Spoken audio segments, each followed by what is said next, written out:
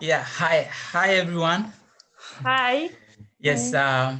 okay, so it's nice to meet, to see all of you. My name, personally, I want to introduce myself.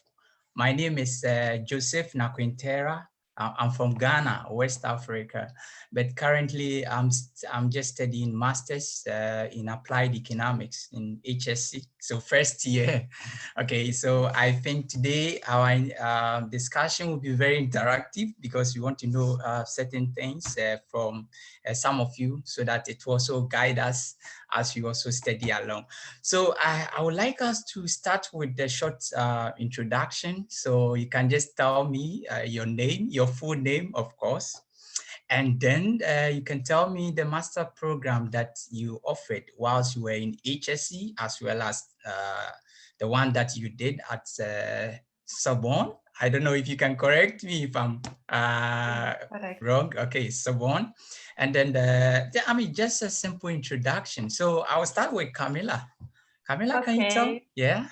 Hello, my name is Kamila Kunakbaeva. Yeah. I would like to introduce you my education path. Mhm. Uh, I finished bachelor in RANEP, Russian Academy of National Economics and Public Administration. In Oh. Russian, it is RANHIX. Mhm. Then I studied in a master in a double program. First year was in HT Mhm. in applied economics. The second year was in Paris 1, Université Pantheon Sorbonne Paris 1. It is in French. Uh, Wow. the, the program was also applied economics, but public policy. Ah, that is great. That is great. Thank you very much, Kamila. So, And Margarita, yeah. Okay, I finished my bachelor in HSE at the Faculty of Economic Sciences, and then I applied for master program. My master program was economics research program, and the second year of my master, I was in Paris and the University Paris School of Economics, and the program was an analysis and policy and economics, and this is a joint program of Paris 1 and Paris School of Economics. Wow. Thank you very much, Margarita. So, Rifa, I don't know if Rifa can hear me. Oh. Yes. Nice to meet Yeah, you. yes, So, yes. yeah, I hear. Nice to meet you. Yeah. Well, my name is Andjelija Rifat. Yeah. I'm graduate from the HSE University. I finished my bac there, and then I applied to this master's program. So the first year I studied at HSE, like Kamila. Wow, it seems your first network is. Here I decided to go to Sorbonne, and I applied to that program, the same program. Wow. Yes. we don't hear you. Yeah, Rifa is like your network is not stable. If you can hear us. I may say that his master is like mine. Ah, okay. In that case, Applied economics in HSE and the same program in Paris. okay. Then let's move on to Andjelija. Yeah, if you can introduce yourself and then just tell us simple about your education background. Yeah. Sorry, Andjelija. Слышно? Yes. Okay. I will introduce myself now.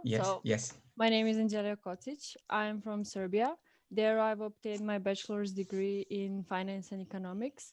And I was particularly interested in financial markets, so I pursued my master's degree at HSC on financial markets and financial institutes program.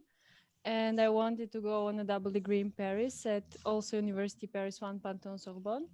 And I was with Kamila and Rifat on public policy program. Wow. That is good. And I'm happy to hear your background. In fact, some of you changed whilst you were moving to different, program, but it was the same reading. But tell me how, I want us to discuss about how you got the scholarship, because normally some of we students, we are so much inquisitive as to how scholarships are being obtained. So maybe each of you, perhaps you might gone through the same process, but maybe if you can tell me how you got a scholarship. So let me just start from you, Andjelija. How did you get a scholarship to study? So I'm Serbian citizen. So I Okay. got Serbian government scholarship. So it was not connected to Russia. It was from my home country. Okay, then that's good. So how did you apply it? Is it the government just brought it out and then you just applied, or you wrote exams? Yeah. It is every year for students studying abroad. In my country, there is a scholarship, so there was, of course, deadline and everything. So I applied to it. And Oh, okay. yes. Yes. Congratulations. I mean, that was good. That was good. So, Margarita. So Okay. how did you Yeah. get it? I had a AFL scholarship, and this is a scholarship from French government. I applied for it in November, and I knew the results in the March, I think. So I had to write a motivation letter, Okay. some recommendation letters, my CV, and something like this. That's good. So, tell me, whilst you applied the scholarship, I mean, were you so optimistic that you get the scholarship? Because, scholarship, it depends. There are a lot of applicants that apply. So how are you sure that you'll get the scholarship? This scholarship is hard to obtain. Yeah. So I didn't know anything till March. So it was a little bit nervous to me because I didn't apply for any other scholarships. So yeah, so if I didn't receive this scholarship, I would not come to Paris. So it was lucky. Just Yeah, it's true, and congratulations too, because that's good. So I don't know if Rifat can hear us now. Rifat, or he's not with us.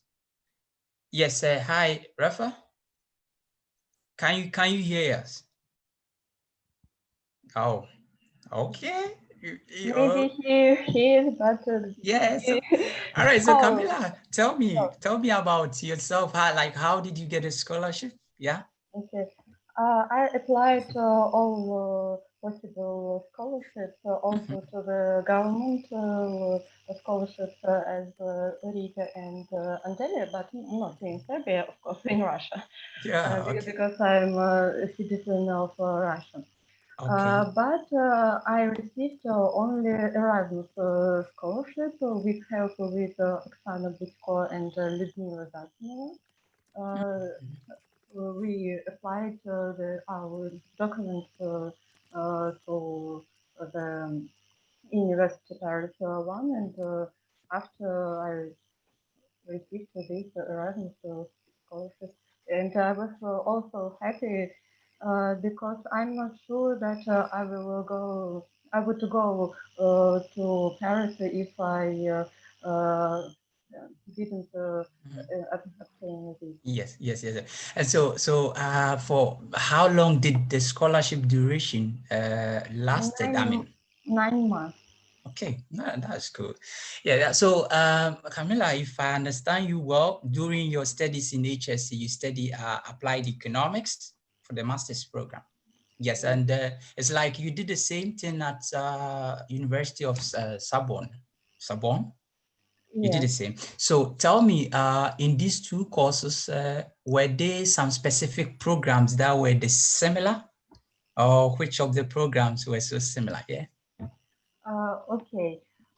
The similar was econometrics, but in high school economics, it has a high level of econometrics because Yeah. here in Paris, on the second year of master, we began to study from the beginning this science. Okay. And we have now macroeconomics and microeconomics. We have more subjects about public policy. Okay. So if I may ask you, did you do any basis in public policy whilst you were in HSE? No. Maybe. So how was it? Yes, I mean, it was hard for me yeah. to change Mhm. direction. Yeah, I think so. So okay, thank you very much. So Margarita, you also study masters in research in HSE, Margarita. So but you changed a bit. You went to market analysis. Oh, it No, was the same. no, it's also a research program in economics. I Okay. think this program is the same as in HSE. So I think the courses are quite the same. I had advanced microeconometrics, economics of education. There were a lot of different courses that I can choose. So it was really interesting that I can choose any of it. For example, I had a course of social interactions, economics of well-being. So yeah. Oh, I mean that's different. That's great. So Andjelija, if you can hear me. Yes. Yes. So tell me about your new program. You know, you did masters in finance economics. Yes, that was my first year in HSC. Yes. And in Paris, it was public policy. So Yes. it was two very different programs. Yeah. So Wow. yes, in the second year, I didn't have so much numbers as in first. And in the beginning, it was more relaxed. But then I thought, oh, there is no numbers. It's a bit boring. But still, I learned some new stuff like public choice, like political economy. And it was also interesting to read something from those areas, not only finance. So for me, I'm satisfied. That's great. So in some way, were some of the course related? Because it's very difficult to just do a course that you have no idea. Well, as Kamila said, we had econometrics. And also for some courses in economy or something that is connected to law, we had also something like, I would say for microeconomics, some basis. So it was everything on the economical basis. Every analysis was from the perspective of the economy. So it was not that hard. Okay, that's great. Then let me ask you. So look at what's the main difference between you studying in the HSE and studying Sorbonne? I mean, what is the difference? Well, systems are very different, and the approach of professors is very different. I would say that in Paris it's easier than in Russia. In Russia you learn more, but in Paris we had like, I don't know, 13 subjects, I think. I may be wrong, but like 12, 13. So it was a lot, and the grading scheme and the approach of professors is completely different. And the language was, I mean, we had only 2 subjects in English, every other was in French. Wow. So we had to learn to listen in French, to not have problems to listen to lectures in French. So it was a bit challenging, but everything was fine in the end. Yeah, that was great. But tell me, do you have any background of French, or you just adapted when you went there? You have to just learn the French and then cope up with it.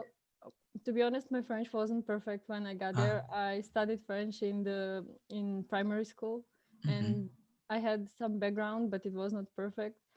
But as for Russian, when you live, as I learned Russian, when you live in the environment where everybody speaks the other language and you have to speak the other language, so with time you just get used to it. So. That is great. Thank you very much. And but I think Rifat has not yet joined us. I'm here. Yes. Oh, that's great. So Rifat, you know, I have some 2 questions for you, okay? Because we want to hear from you. So Rifat, tell me, how did you get the scholarship to study in Sorbonne? How did you get it? the scholarship? The first of all, I'm very sorry so that I can switch off my no problem, video no problem. because I have some poor internet connection. Yeah. First one, first of all, I'm not the Russian citizen, and I didn't have a chance to apply for the special programs that were given by the Russian Federation. And then I decided to put forward into the program of AFL, like Margarita, but I didn't receive that scholarship. And I was a little bit confused whether should I go or whether should I not go to the French, because I couldn't afford myself to live there. And I decided to a little bit be interested into this the program of Erasmus Plus scholarship.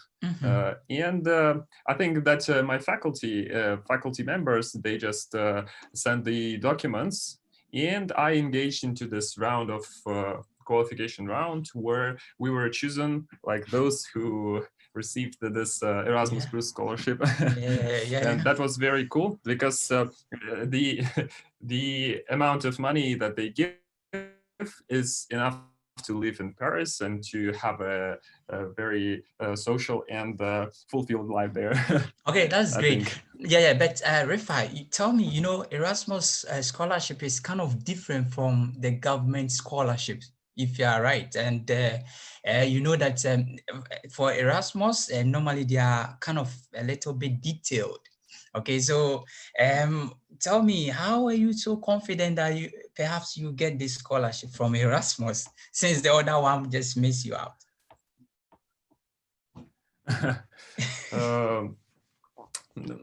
That's too complicated question, I think.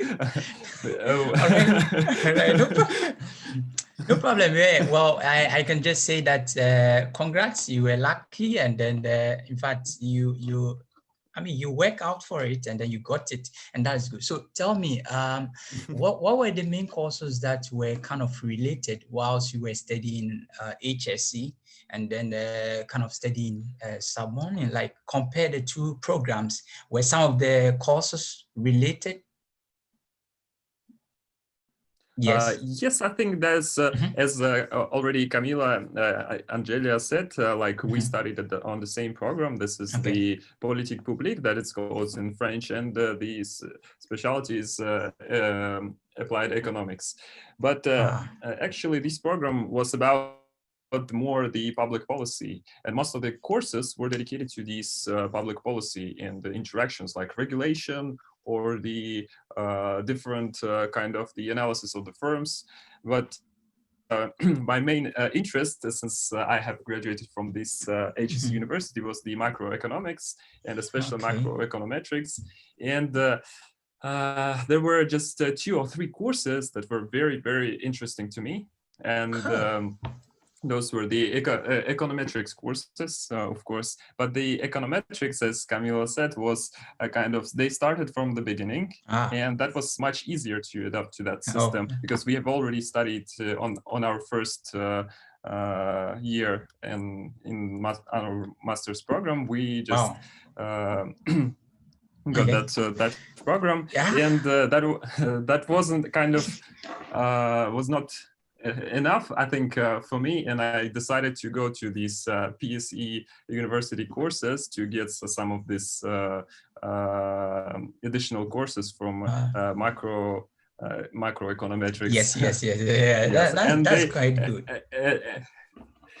And the interesting thing is that they just allowed me to do so. So, for example, if I, so they didn't say to me so that you are from the other university, you're not allowed to go to our courses. They just said, okay, we have this kind of agreement and you can go to these courses. If you want, you can pass your exams. But if you don't want, you can listen, you can make this exercises, and all the works will be checked. Okay, that thing was very interesting.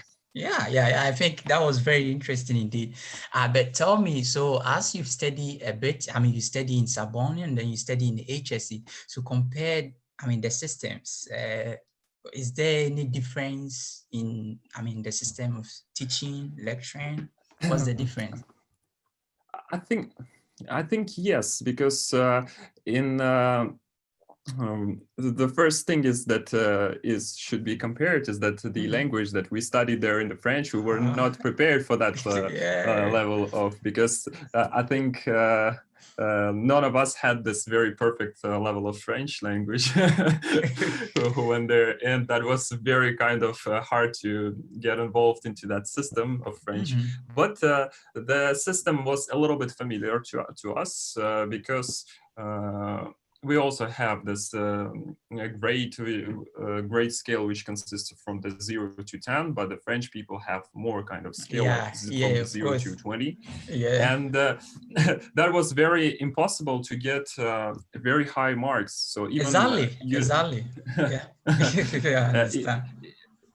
Even if you know a lot, even if you can show your best, the French professors will not put you the highest mark ever. So they will just put you the 17 or like 16, or never like put you the 20. For example. Yes, exactly. So I think that was a little, it's a major challenge for you there, but I mean, all you were able to, go through. But let me ask Kamila. Kamila, we were just there 2019, nothing happened. We were just living our normal lives. But fortunately, unfortunately, 2020, we had COVID. Pandemic just, hit the whole globe. And then it changed the whole sector, especially students, the way students also studies with regards to other professors. Now we can see Rifat, yes. All right, so Kamila, tell me, how were you coping up with pandemic whilst you were studying there? Oh, first of all, our online education began before pandemic. Yes, because of strikes. From December, we had a strike of public transport. All Paris stopped. So our exams were postponed.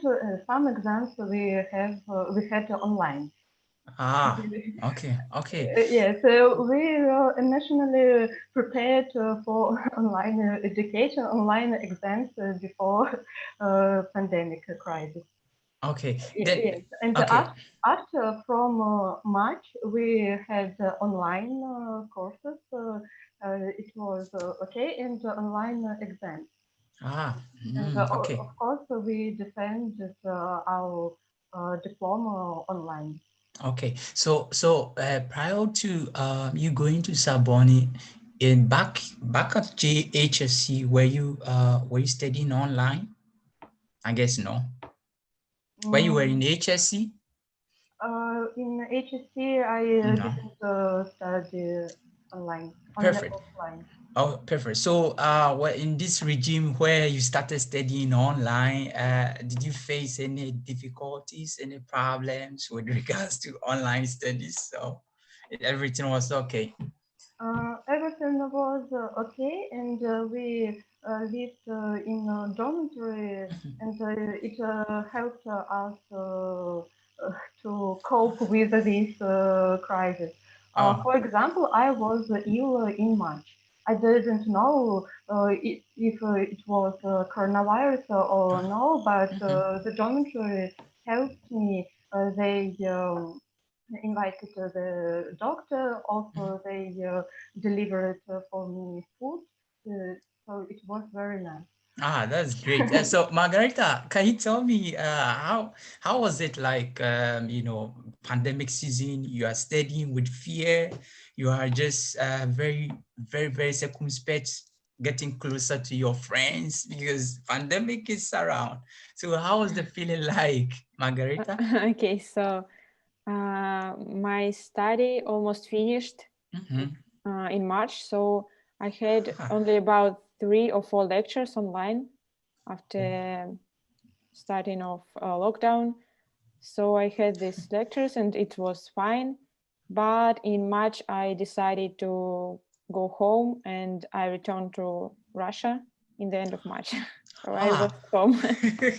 There you were a little bit fortunate, okay, because at least you did. But tell me, these 4 lectures that you took, through the online. How was it like? Was it okay? Were the lectures okay? Because you almost completed all your programs, with the exception of these 4 lectures, and then you did it online. So how was it like? And they were quite similar to offline lectures. The lecture was very great in Zoom and showing us their screen and their notes. So it was like in a class. It was fine. Okay, that's good. So maybe Andjelija will have maybe a different view. Andjelija, so can you tell me how was it like with the pandemic and then your studies and then your health monitoring? How was it like? Health was fine, but as Kamila said, we had in December and January we had strike, and we also couldn't use transport, and it was kind of lockdown. We didn't have all classes or exams postponed, so then pandemic started and we were like, oh no, again. And in France everything is so slow, and when it's strike or pandemics everything gets even slower. But we were lucky when we switched to online after pandemics. It was already almost end, because we had to prepare our thesis, so everything in Paris 1 everything ends in April, so we didn't have so much classes online, so that was good. And then we started preparing exams and writing theses, and everything was online. So it was okay. It was okay. That's good. But I don't know if Rifat, do you have any different view with regards to what they've just said concerning the pandemic and then your studies and yeah?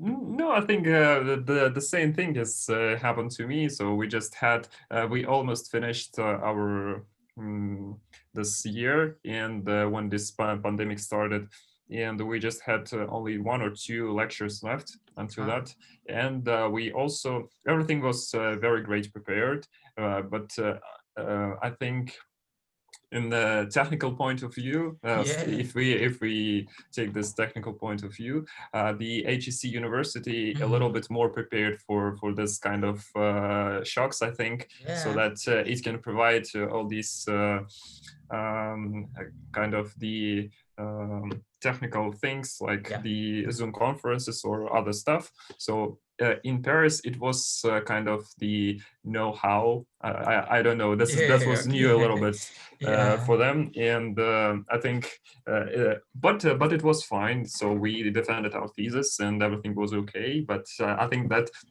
will be kind of the lesson for them a little bit. So to be prepared for that. Exactly. I get your point. If you let me hasten to add that during the pandemic here, in fact, HSE, as you rightly said, they did well because all the dormitories, they made sure that if any student just report of headache or maybe high temperature, then they'll just call in the doctors to just come and do a test for all the flats or all the dormitory. So as I'm speaking to you, we've done almost 5 tests, almost 5. And then I think that was very good and that was very, very perfect. Well, we unfortunately we had a couple of students that had the disease, but it was just under control as to how it didn't, spread out the same dormitory. And it was, so on that note, I was like, wow, HSE, just did well. But let me just start with you, Rafa. Tell me, how is life in France as a student is? Yes. Oh, everybody's laughing because everybody is familiar with that kind of situation. So let me start. The first thing is that the French people are a little bit slower when they do accomplish any tasks. So you always need to go to these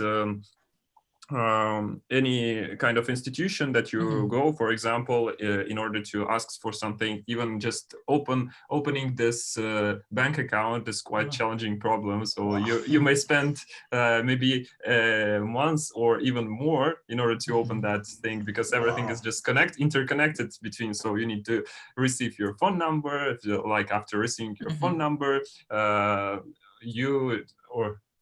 that's no, vice versa thing. So first of all, you need to open your bank account, and then you can take your phone number, for example. But that was that.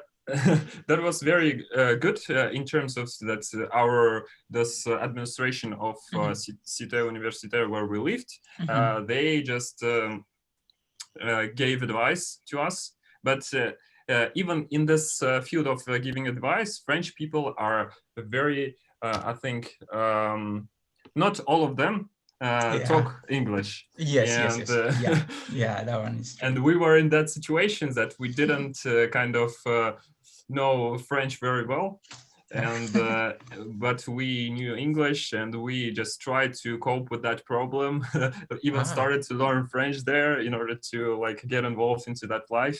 But the main thing is that not everyone is talking English, so that was very a major challenge. Major challenges. Okay, that's good. But let me ask Margarita, so whilst you were studying, did you face any big challenge during your course of study? I mean, in the country, did you face any major challenge? Yeah, the situation was harder for me because I didn't speak French at all, so it was very stressful to go to the banks, to some other organizations, and to cope with this problem. So so the major problem was French. And I see. yeah, and the second problem is bureaucracy in France, which is very hard, and it's harder than in Russia. So the system is different. Okay, no problem. So Kamila, thank you very much. So Kamila, how do you have any exceptional view? Did you face any, peculiar challenge? Yeah. I think each bureaucracy is a challenge in France. Yes, you should plan to know where you should go, what is needed, and so on. And for example, social security to be covered by medical assurance, you have to receive a social number. Okay. It wasn't easy about a month or two, and then to receive a medical card, carte vitale in French. Yes. It took, I don't remember, 7 months. Okay. Wow. But maybe Andjelija, if you had any peculiar problems that you like to share with us when you were studying. Well, I would agree with the others. Bureaucracy was horrible. It was everything, you had to wait so long, and they never meet deadlines. So it was not nice because you need some stuff so you can live normally, and you have to wait for those cards. For example, that social number. It was not needed for everything, but for something we really needed it, and we waited so long for it. But everything else was very nice. The city is beautiful. People are very relaxed and very going out. So it was very nice. But this bureaucracy, that I'm just thinking that maybe you guys can give me your views, because I was thinking that since you were all stressing that systems there, some of them is very slow. I mean, it takes time for you to. Don't you think that perhaps where you are all coming from, Russia, you always do things quick, and you're very smart. You want to do things as quickly as possible. So don't you think that because of the background that you came from, so when you got to the country and then things were a little bit slower, you just perceive that no, these people, things are very slow? Oh, I mean, I would say they are very disorganized, because I also studied, like, I'm from Serbia, and I studied also in Germany and in Russia, and also, okay, Germany is like super punctual, but Russia also, anything that I needed from the bank, I got really fast responses, and everything was fine. My country also, but in France it's just so slow. I think it's something typical to French people. They are very relaxed. They don't hurry. Okay. Okay. Also So the system. thank you very much. And let me just also tell you about here when we came as some first year students. In fact, I am fortunate to just come to Moscow before the pandemic. So I was a little bit fortunate, and I realized that systems were quite different. It was quite good, and it's like things are, I mean, quite different as in getting access to medical insurance, getting bank accounts, for example, getting your ATM card, MasterCard, Visa card. It was quite fast, and I was like, wow, we are indeed in Russia. And then it changed a whole perception of me. A lot of international students have different perception when they are going to different country. And I myself, I was highly impressed, and that even motivated me. But let me even start from you, Andjelija. Tell me how did you defend, how did they arrange the defense between HSE and then Sorbonne? Because We had to defend our thesis twice, once in Paris and once in Moscow. So in Paris, we defended it all. I think for everybody it was June. It was online. And then in Moscow, we defended it in November. And it was also online. So it was twice. But I think we all three of us use the same thesis. It's perfectly fine. You can write only one paper and you can use it for both universities. That's perfect. But tell me this, did you do the same? I guess yes. Did you research on the same topic? Okay, but so you did both. I mean, you just defended and. Yes, I tried to find a middle ground. So I did. So in Moscow, my program is finance, and it was about finance. But I tried to look at the regulatory background that was more connected to the courses we had in Paris. So it was fine. Okay, that's good. So I don't know. Thank you very much. So Thank you. Rifat, Yeah. how? Yes, I think you passed through the same process in the defense. Okay, but so tell me how did it go when you were defending your thesis? Because that has been one of the problems that a lot of students normally get. You write your research and it's time for you to defend it, and at times you have certain problems in. So did you face that, Rifat? I think let me start from this kind of the problem that I got when I've been studying there. So because I found a very interesting topic, the thesis, but actually I couldn't find the appropriate professor who can give me help there in the Paris one. So I just looked up for all the professors there, but they didn't like catch up with those interesting topics that I had. And I decided to go to the PSE, where I just went as a voluntary, and I found there the professor, and he just gave me advice so that you can, for example, in Paris 1, you can find one academic supervisor who will be the official supervisor for you, who will like check everything, check the how correctly you wrote your thesis. And there will be like the additional supervisor who will be giving you a kind of everything and all these materials and give like professional advice. So I did the same thing. And when and it was quite challenging because you need to be socializing with these many sides of these academics. And but what that was quite okay because I defended my thesis there, and the same topic I defended in HSE. Wow. But as I can say, so that I also graduated from the same university because I've been engaged in this HSE. I had my baccalaureate. I finished there, and also master's here, and I can say that maybe in HSE the criterias that you need to meet are quite more how to say more specific,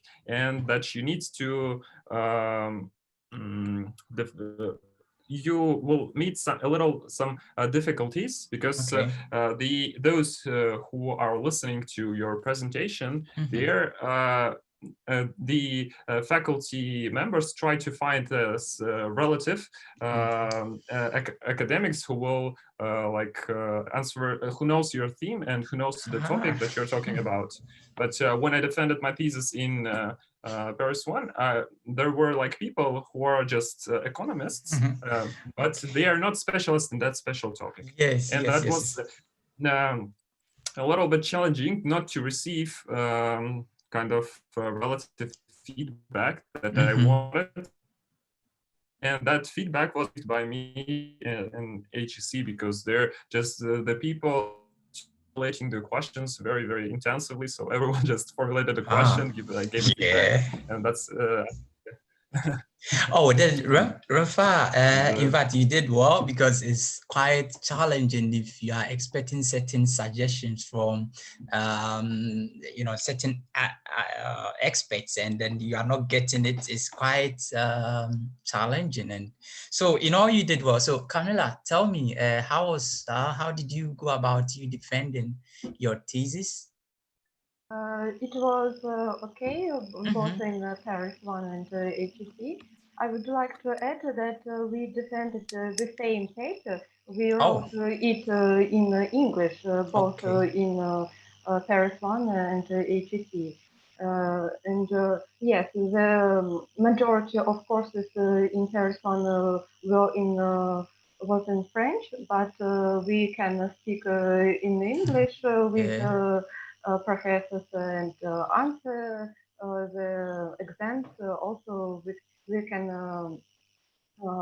answer interview it in English. That's great. So it wasn't so bad that we defended in French. No, this is another story. Oh, that's good. But I don't know if Margarita, how did yours go? Defending, and then both HSE and then so on. So yeah, there are some differences in defense in Paris School of Economics and HSE. So, for example, I faced an opposite problem as Rifat. So I had on my defense in Paris, I had only two people, my supervisor and my reviewer. Yes, my reviewer. I had only two people, and two people were familiar with my paper and with this topic, so they asked me very relevant questions that will help me in the future to continue my research. But in HSE, on my defense, there were a lot of people that are not familiar with my topic and that worked not in HSE, but in some government institutions. So they don't know anything about this econometrics methods that I use. So yeah, that is great. That is great. But I think Andjelija has already said her own concerning it. But let me just start with you before we just run up. Margarita, tell me. So, what is your future plans? Well, for me, I know some your future plans. I want you to just tell me your future plans. Perhaps you have. Okay. Yeah. So now I work in HSE. I work as a research assistant in Institute of Education in HSE, and also I teach advanced econometrics and statistical methods. Yes. Yeah, so I'm planning to apply for PhD. I hope it will be in this year that I will apply, and then I hope that in next year I can start learning and studying. So, but I'm not sure. I'm planning to apply for PhD, maybe in Russia, maybe in some European country. I don't know yet. Wow, I like the fact that you are so optimistic in learning more, and that's very good. So don't you get tired while studying? Yeah, I was very tired at the second year of master because it was about 6 years of continuous studying at the university. But now I have a little break from studying, and I think that I miss it a little bit, Okay. so I want to continue. Okay, that is good. Thank you very much, Margarita. And Georgia, if you can tell me what your future plans are. Yeah.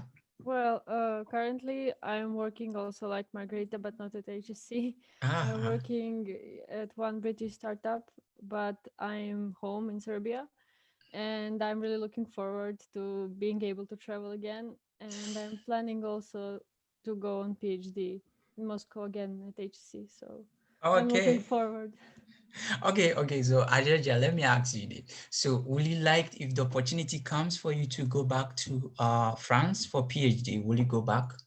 No, I don't think. I mean, I wouldn't like to study again in France for 3 years. I'm not really fond of their system. Okay. But in Moscow, it's perfectly fine. And if I Mhm. have the opportunity to do exchange again, I don't know, for a semester or even for a year, I would be happy to do it, but not all 3 years. Oh, okay. But let me just chip in this. Do you like to your future careers? Do you still want to remain in the academia, or maybe perhaps you can just work in the corporate finances? Yeah. I'm not sure, but Ah, I would definitely okay. love to keep learning and to Okay. have a PhD, but I have no idea, to be honest, where exactly I No would problem. like to. I understand. So Kamila, thank you very much. So Kamila, can you tell me what are your future plans for now? Yeah. Okay. I decided to stay in Paris.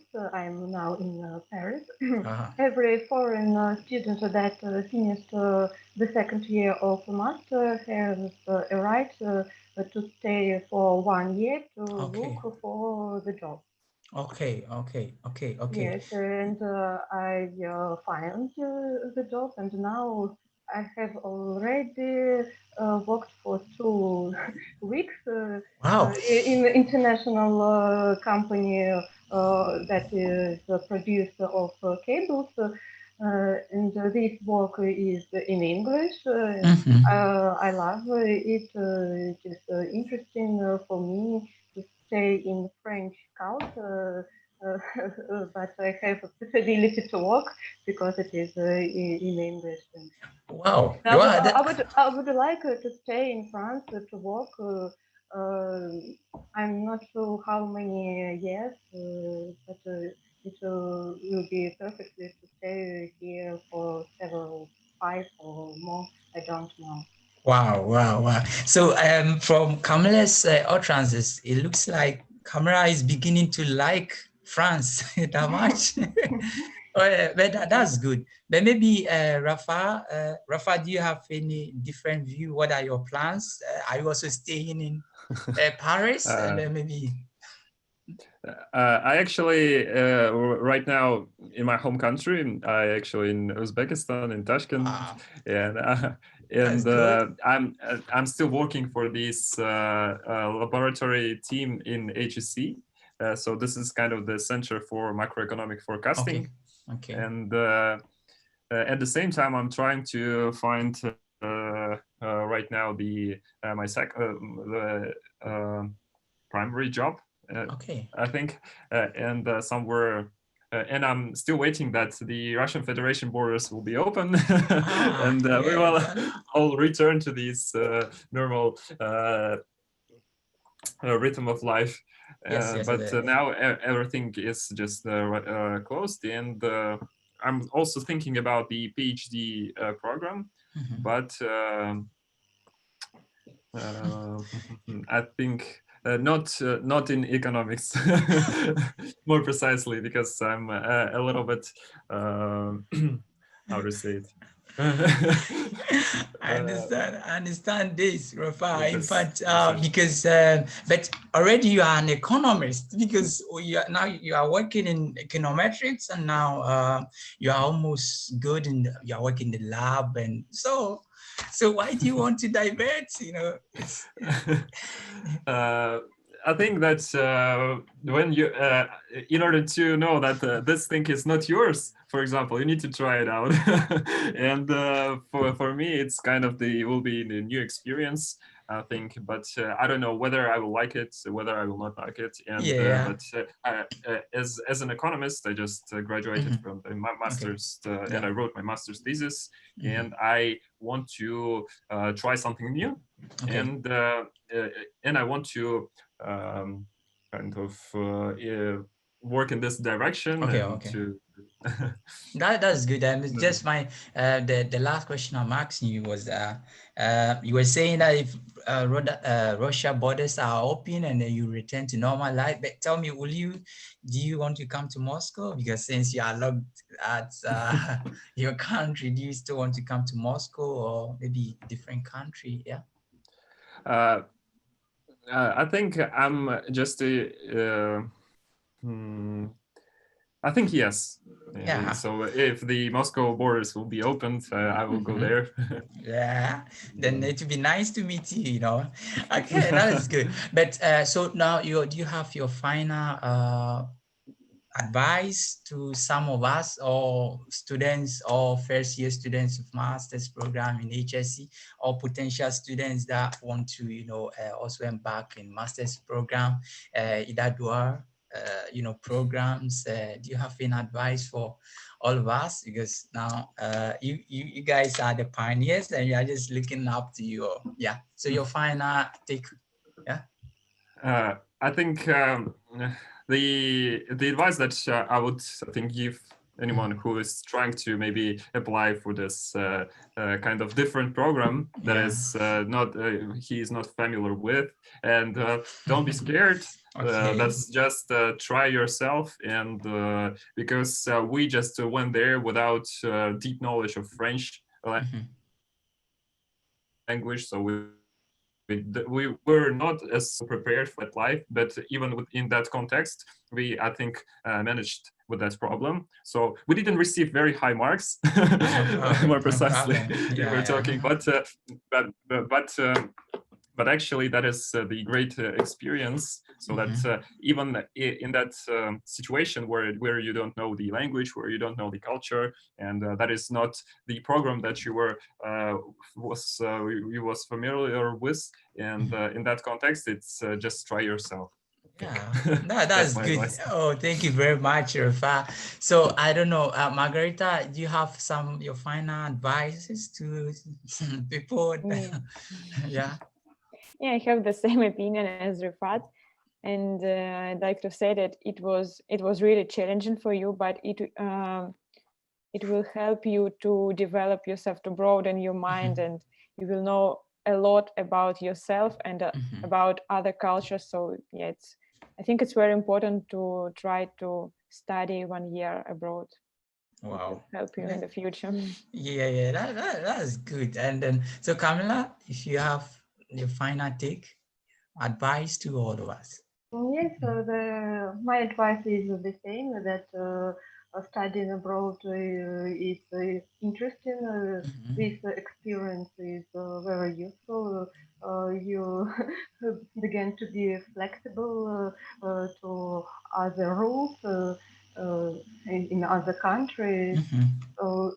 Why not? And I would like to add that if you future students have any problems with bureaucracy in France, you can address me, because I'm specialist since 1 year. Yes, I understand. But what I'm foreseeing for Kamila is that perhaps Kamila will stay in France forever. Maybe.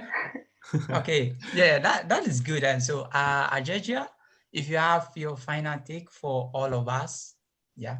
Well, I would agree with Rita. She said, and from my own personal experience, studying internationally has been very important and really helped me to develop myself.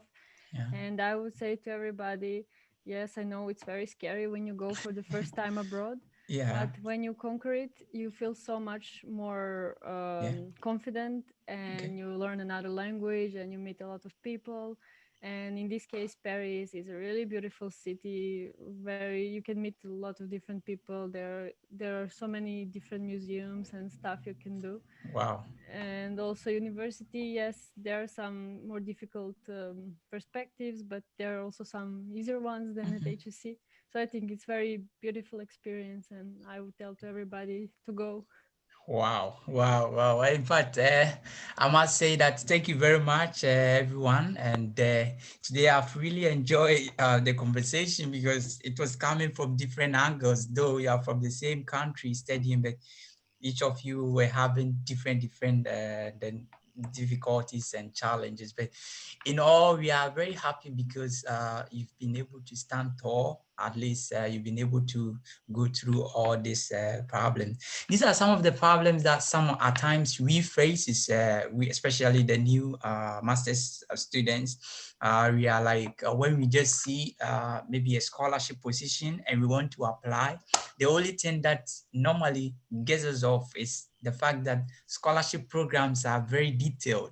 The processes takes a longer period of time. You have to submit motivation, no problem. You have to wait for a second, if you pass, and then they'll move you to. So it's kind of very dicey and very cumbersome. So it deter all of us. But this afternoon, I'm very happy that all of you've been able to advise us as to how we can also go about it and as to how we can face challenges. Because I realized that all of you faced difficult challenges, but you were able to go through. In fact, this bureaucracy and then the stuffs like that, it was kind of challenging, but in fact, you just, stood on your feet and then you've shined. And I think perhaps they might not told you, but I think even the lecturers in Sorbonne will be earmarking all HSE students as, wow, these are students that irrespective of, hindrances, they still go through and then they pass. Because mind you, other students wouldn't take that risk. Okay, other students from French countries, they wouldn't take that risk to come to HSE. Okay, HSE is known for its high standard of education and is very, the tax there are very high. Okay, so a lot of people just come in and then they realize HSC, then they just move on. Yeah, so we are very happy that you've all shared your experiences with us. And then, in fact, I know some of you, and some of you also knows me, yeah. So we just hope that as time goes on, we just stay connected.